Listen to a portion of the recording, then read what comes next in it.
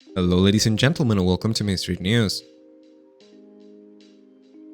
Australia becomes crypto ATM hub, overtakes El Salvador. El Salvador, the first country in the world to adopt Bitcoin as a legal tender, had dropped from its position as the fourth largest crypto ATM hub after Australia stepped up its installation game. As part of El Salvador's campaign to make Bitcoin legal tender, the country's president decided to install over 200 crypto ATMs across the country. At the time of this move, El Salvador became the third largest ATM hub after the United States and Canada, but was soon overtaken by Spain and Australia in 2022. In October 2022, Spain was reported as being the third largest crypto ATM hub after it installed 215 ATMs. Binance enters as Korean market, acquires major crypto exchange. Binance has reportedly completed due diligence for the acquisition of GoPax and is in the process of finalizing the deal. According to the South Korean crypto news platform The Center, the announcement of the acquisition was originally planned for around Christmas of last year, but final discussions on the value of the stake are still underway. Investors poured $4.49 billion into Web3 gaming, but industry still struggles to attract players.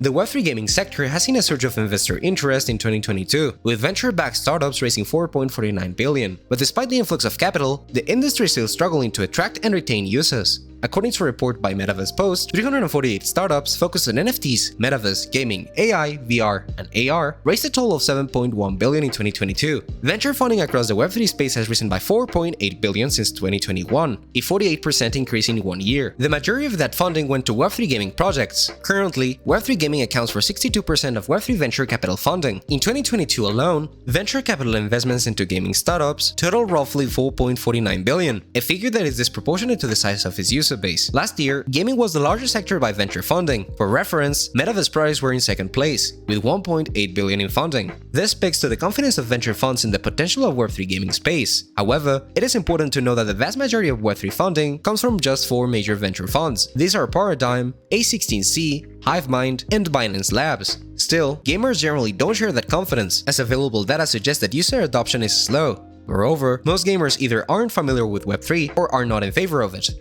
Russian Federation presents bill on digital ruble to state Duma. Russian lawmakers, led by the chairman of the Financial Market Committee, Anatoly Aksakov, have presented draft legislation on the central bank digital currency minted by Russia's monetary authority, the digital ruble. The main purpose of the bill is to develop a necessary payment infrastructure for the CBDC and will allow Russian citizens, businesses, and the state access to fast, convenient, and low-cost money transfers, according to reports.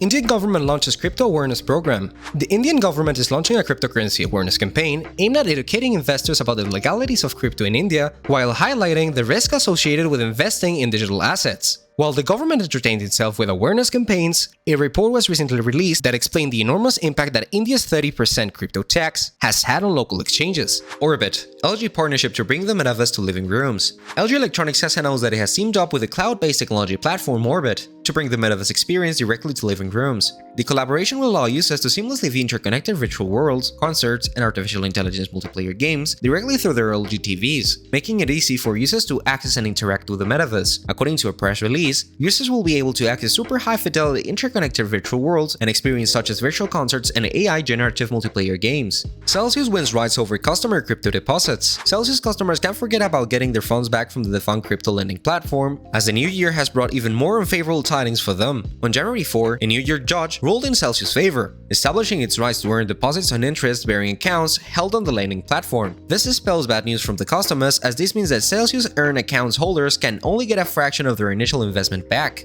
Head of French Central Bank pushes for crypto licensing. The governor of the Bank of France is calling for stricter and more comprehensive licensing requirements for cryptocurrency companies in France, given the recent turmoil in the market. The head of the central bank said that France should not wait for the upcoming MiCA regulation to enact obligatory licensing for local digital asset service providers. Mastercard employs Polygon for Web3 Music Accelerator program. Mastercard announced the Mastercard Artist Accelerator program, a spotlight program for emerging musical artists to help up-and-coming creators tap into the power of Web3 and blockchain technology. The program will kick off in spring 2023 and will prepare 5 emerging musical artists with the skills, access, and tools to pave their own musical paths in the digital economy. Mastercard announced the program on January 7 via a post blog that reads, "The artists will gain exclusive access to special events, music releases, and more. A first-of-its-kind curriculum will teach the artists how to build their brand through Web3 experiences like minting NFTs, representing themselves in virtual worlds, and establishing an engaged community."